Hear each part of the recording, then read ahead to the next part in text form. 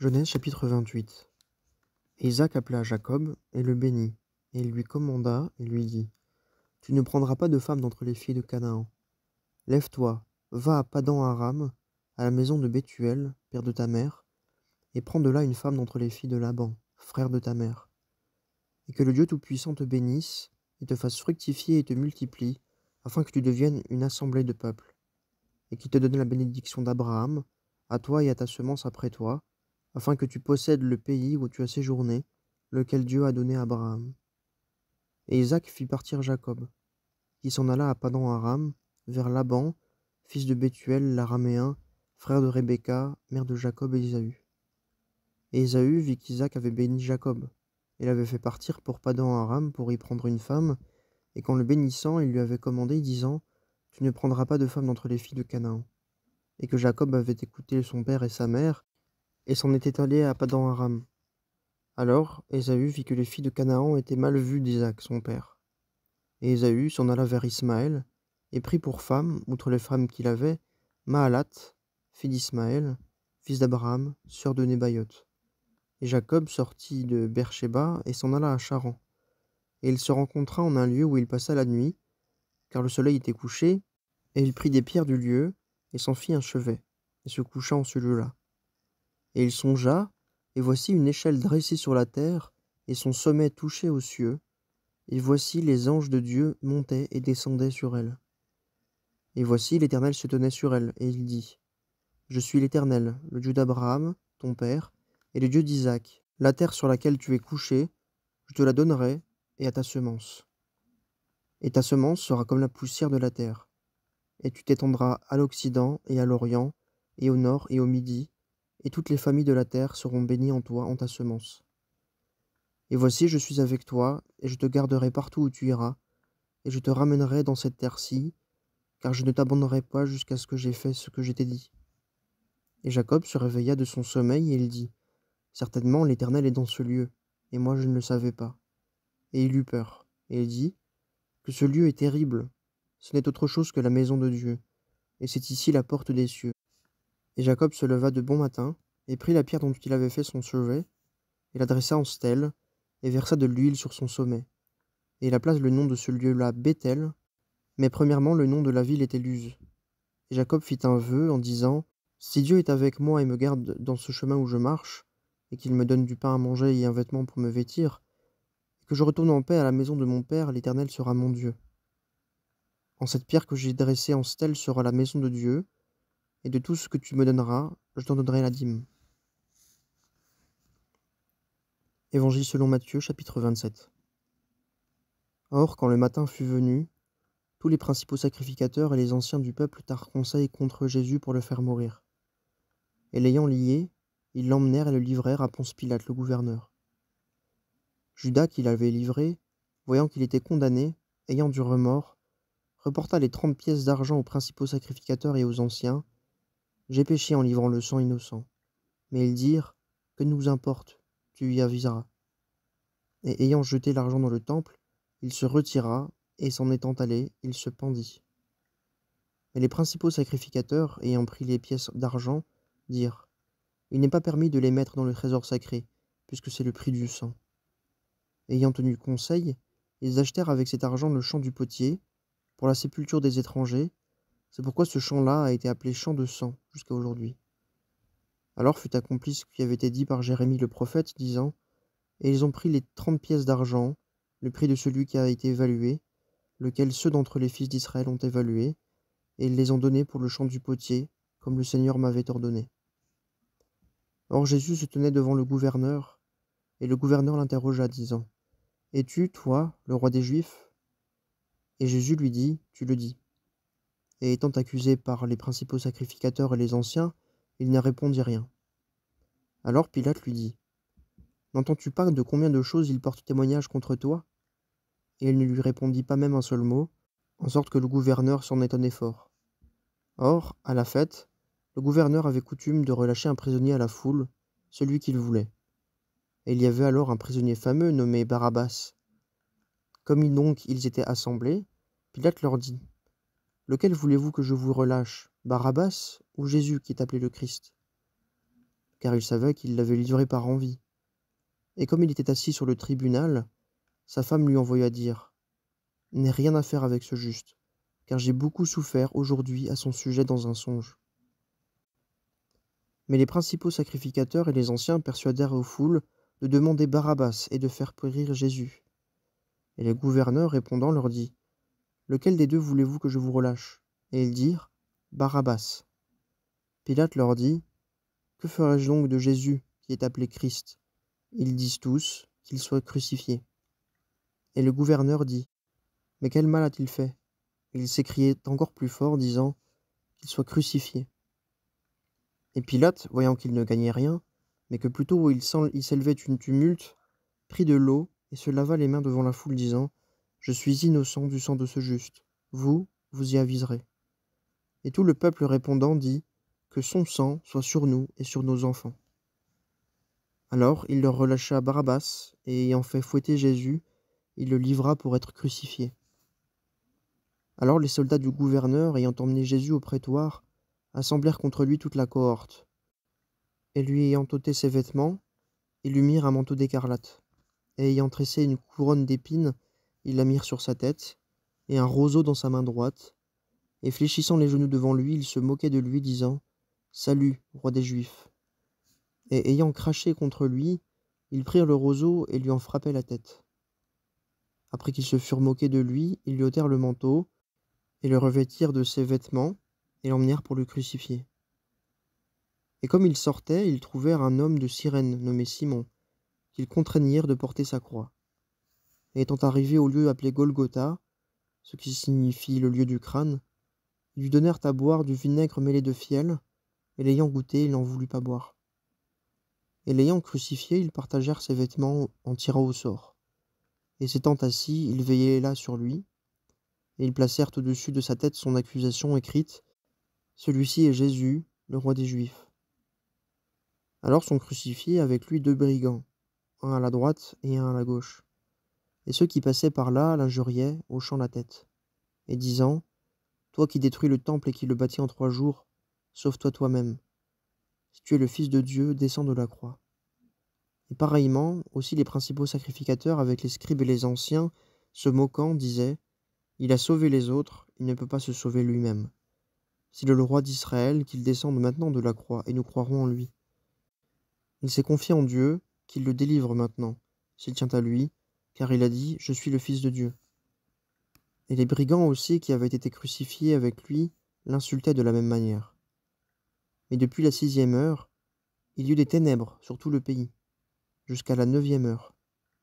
Et vers la 9e heure, Jésus s'écria d'une voix forte, disant: Élie, Élie, lama sabachthani, c'est-à-dire: mon Dieu, pourquoi m'as-tu abandonné?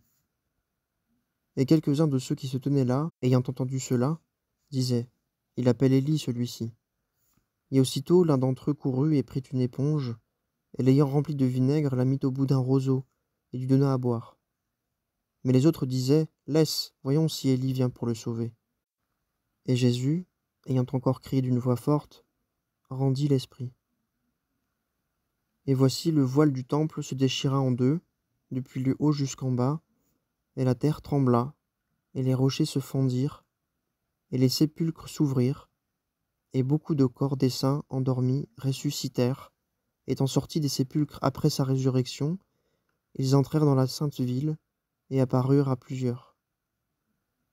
Et le centurion et ceux qui avec lui veillaient sur Jésus, ayant vu le tremblement de terre et ce qui venait d'arriver, eurent une fort grande peur, disant: Certainement, celui-ci était le Fils de Dieu.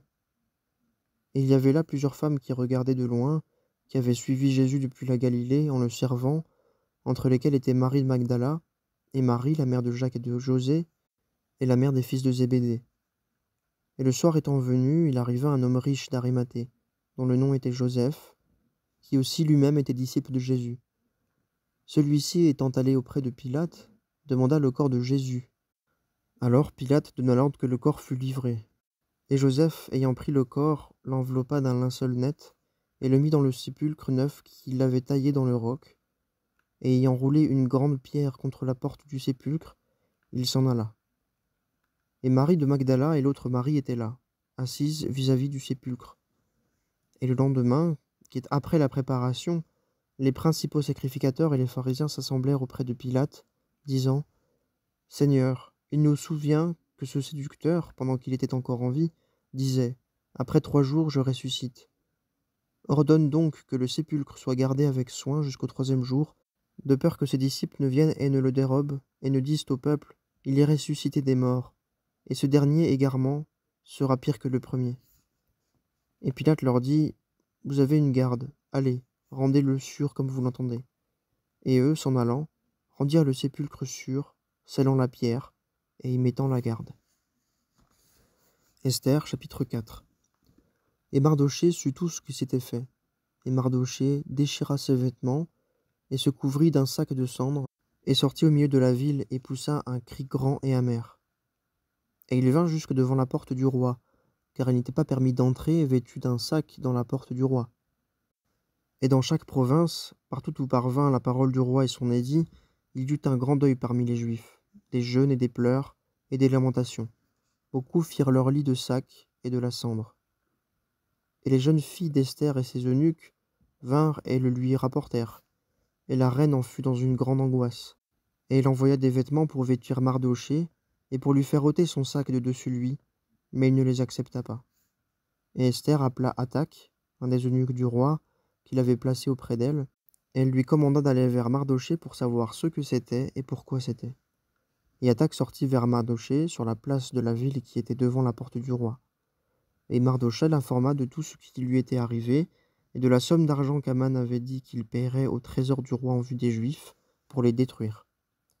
Et lui donna une copie de l'écrit et de l'édit qui avait été rendu à Suse pour les détruire, afin de le montrer à Esther et de le lui faire connaître, et pour lui commander d'entrer vers le roi, de le supplier, et de faire requête devant lui en faveur de son peuple. Et Hathach vint et y rapporta à Esther les paroles de Mardochée. Et Esther dit à Hathach, et le chargea de dire à Mardochée : Tous les serviteurs du roi et le peuple des provinces du roi savent que pour quiconque, homme ou femme, entre auprès du roi dans la cour intérieure, sans avoir été appelé, il existe une même loi prescrivant de le mettre à mort, à moins que le roi ne lui tende le sceptre d'or pour qu'il vive, et moi, je n'ai pas été appelé à entrer vers le roi ces 30 jours. Et on rapporta à Mardochée les paroles d'Esther. Et Mardochée dit de répondre à Esther : Ne pense pas en ton âme d'échapper dans la maison du roi, plutôt que tous les Juifs. Car si tu gardes le silence en ce temps-ci, le soulagement et la délivrance surgiront pour les Juifs d'autre part, mais toi et la maison de ton père vous périrez. Et qui sait si ce n'est pas pour un temps comme celui-ci que tu es parvenu à la royauté. Et Esther dit de répondre à Mardochée : Va, rassemble tous les Juifs qui se trouvent à Suse, et jeûnez pour moi, et ne mangez ni ne buvez pendant 3 jours, ni la nuit ni le jour. Moi aussi et mes jeunes filles nous jeûnerons de même, et ainsi j'entrerai vers le roi, ce qui n'est pas selon la loi. Et si je péris, je périrai. Et Mardochée s'en alla, et fit selon tout ce qu'Esther lui avait commandé. Actes des Apôtres, chapitre 27. Or, après qu'il eut été décidé que nous ferions voile pour l'Italie, ils remirent Paul et quelques autres prisonniers à un centurion nommé Jules, de la cohorte Auguste. Et étant montés sur un navire d'Adramite devant faire voile pour les lieux qui sont situés le long de la côte d'Asie, nous partîmes, Aristarque, macédonien de Thessalonique, étant avec nous.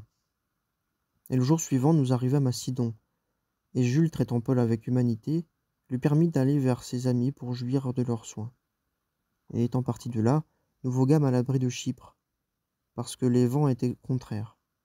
Et après avoir traversé la mer qui baigne la Cilicie et la Pamphylie, nous arrivâmes à Myra en Lycie, et là, le centurion ayant trouvé un navire d'Alexandrie qui allait en Italie, nous y fit monter.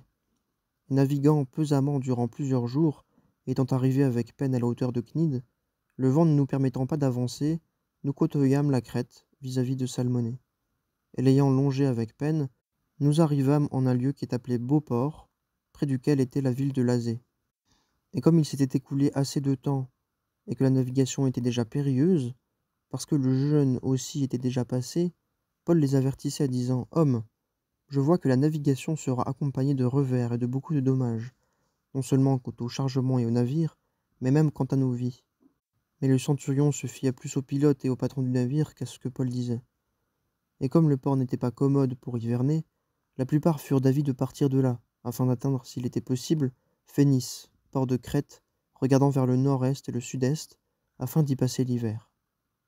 Et comme le vent du midi soufflait doucement, pensant qu'ils étaient venus à bout de leur dessein, ils levèrent l'ancre et côtoyèrent de près l'île de Crète. Mais un peu après, un vent orageux, appelé Euroclydon, descendit violemment de l'île. Et le navire étant emporté et ne pouvant tenir contre le vent, nous le laissâmes aller à la dérive et fûmes emportés. Et courant sous une petite île appelée Clauda, nous nous rendîmes à grande peine maîtres de la chaloupe. Et l'ayant retiré à bord, ils employèrent des mesures de sûreté en liant le navire avec un câble passé dessous, et craignant de tomber sur les bancs de sable de la Syrte, ils descendirent les agrès supérieurs et étaient ainsi emportés. Et comme nous étions violemment battus par la tempête, le jour suivant ils jetèrent une partie de la charge.